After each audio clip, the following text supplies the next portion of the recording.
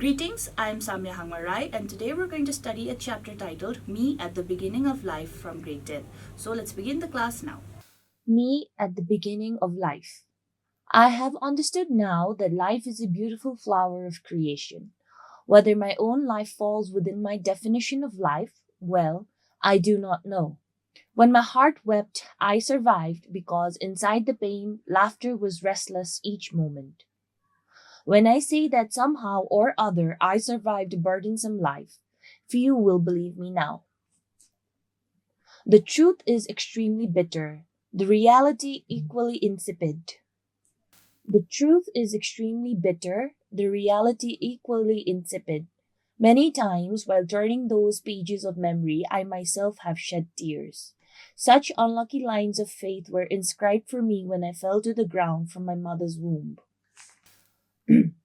On the sixth day after my birth, my mother bathed me and washed me and made me clean and put me to sleep with an exercise book and a pen under my pillow. It was a folk belief that fortune would write my line of fate on that night. Mother, you wanted fortune to draw a good line of fate right across my brow, but that was just your belief. Yes, fortune did not draw my line of karma well that night, nor did it write a good line of fate. Time had filled my pockets with packages of ill fortune. I was a girl who had been robbed by fate, who had neither the sweetness nor the joy of life.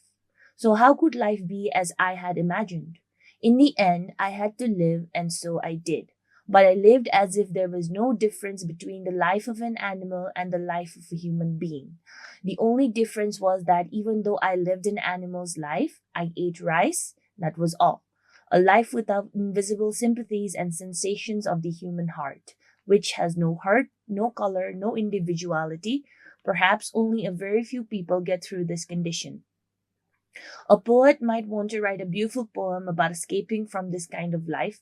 Some sensitive person might like this story, but at that time, my life was such a burden that it hurt me and it had become hard to endure the pain. In everyone's eyes, I was someone who had been cursed by the gods. Because in this life, I had received the fruits of sins from a former life. I had been born into a society whose culture said that people lived from one birth to another. So I was a thorn that pricked everyone's eyes. When they saw me, those eyes did not fill with sympathy and that heart never melted with love. Who were very displeased with me, who were very angry. In the end, how right was it for them to be like this to a tender, innocent child? I had no option but to endure all of those things in silence. Inside my child heart, the question continually arose: how am I to blame for all of this? I had no medium through which to express this, no language, no way of indicating through gestures, no power to utter it. I had life, and that was all, and the little breath that was tangled up with it. How suffocating was my life! There was no exit from it anywhere. If there had been any way out, a river of life would have flowed unceasingly along with time. Blessed nature, you gave birth to me to endure the cruel behavior of human beings, and you awoke the meaning of being me. When I was restless with suffering, you became my mother and wiped the tears that seeped from my eyes. The mother who bore me also gave birth to me, even though it was to suffer pain. She fostered me for 9 or 10 months in her womb and gave birth to me. In this, neither she nor I was at fault. It was the fault of fate. Is the definition of disability merely to be born with a bodily incapacity? If so, why do they not consider Homer incomplete? Why did the world never consider the Nikolai Otrovskys, the Helen Kellers incomplete? These people were weak in body, just like me. But they wrote history before they departed. They left us a different perspective. They set down the meaning of being human before they passed away. But me?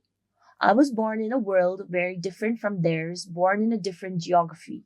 For this reason, I lived a life that was so unequal and low grade that maybe only an animal could have lived such a life before. When I achieved awareness, the shoots of consciousness had begun to sprout in me, I think. But even achieving awareness became like a curse. I did not have a voice with which to speak, nor any strength in my legs to walk. nor was there strength in my hands that I could fill a basket with Godavari, Makhmali, and Sunakari flowers. No, I had nothing of this at all. I was a helpless girl, bereft of all these things, whose mind was filled with a longing to run on the hills, but whose feet did not have the strength to support her body. I longed to talk with others, but I had no voice. Because these desires were ones that would never be fulfilled, they fell upon me, wounded. Yes, I was so robbed by fate that I was unable to even get up from my bed. My poor grandmother, white haired like the moon over the hill, might have picked me up and taken me on her lap. How she must have longed that her son's first offspring would call her grandmother in its baby voice, that it would pull at the wrinkle of her face with its little hands. But, grandmother, I could not fulfill your wishes. Your other grandchildren fulfilled them. All I did was hurt you when you carried me on your back. How you must have loved me, no? At that time, the economic condition of our home was not so good, to the extent that it was very hard to manage 2 meals a day, morning and evening.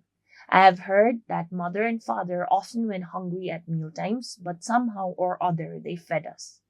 Grandmother, even that was not enough for you. You fed me and made me greedy, even though you went without food yourself. And on top of that, you took me to sleep with you and gave me many different things to eat every time I woke up all through the night. Aha, how good it tasted, the food you gave me. Grandmother, if you had not wrapped me in a torn up petticoat and put me in a bamboo basket, I might still have been peeing and soiling my bed today. Or I may have already arrived with you in the heaven that people imagine. I don't know. But because of you, I touched the various colors of life and understood life from various angles and experienced the beauty of life myself. Grandmother, you are not with me now, that is your misfortune, but you are still living all through my heart and mind. By Tamag Kimire, the opening chapter of Jivan Karna Ki Phool, translated by Michael Hutt. The chapter, Me at the Beginning of Life, talks about Tamag Kimire's childhood, and as a family, their economic condition was very poor, they were destitute, and unfortunately, the lines of fate were not kind to Tamak.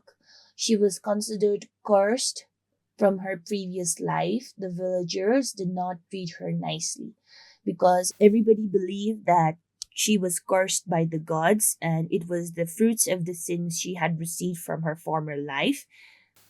And she was also like a thorn for everyone else's eyes. They seemed that they were very displeased and unhappy with her, but they forgot that they were doing that to an innocent child. Jamak kept blaming herself, kept asking herself as to why and as to how it was her fault. She could not do anything about it either ways. There were other famous personalities whom people in the world did not call them as incomplete. However, for Jamak, it was a different story, all because of the geographical place she was born in. Jamak's life was no different than an animal. The only difference, she ate rice. She wanted to do many things, but was unable to. Even running, or even talking for that matter, she was unable to do so. However, throughout all this, her grandmother's support was unwavering, and she always thinks of her grandmother in her heart and in her mind, even though her grandmother had passed away. She thanks her grandmother and believes that if her grandmother had not been supportive and as loving to her as she had been, Tamak would have been in heaven with her grandmother then.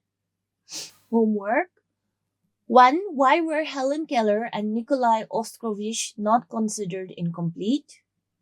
Do you think people pay for the fruits of their sin in the next life? Why? Why not? And list out the superstitions in the chapter. How was your class today? If you have any suggestions or feedback, please feel free to email us at learning@dearwalk.edu.np. See you in the next class with another lesson. Thank you.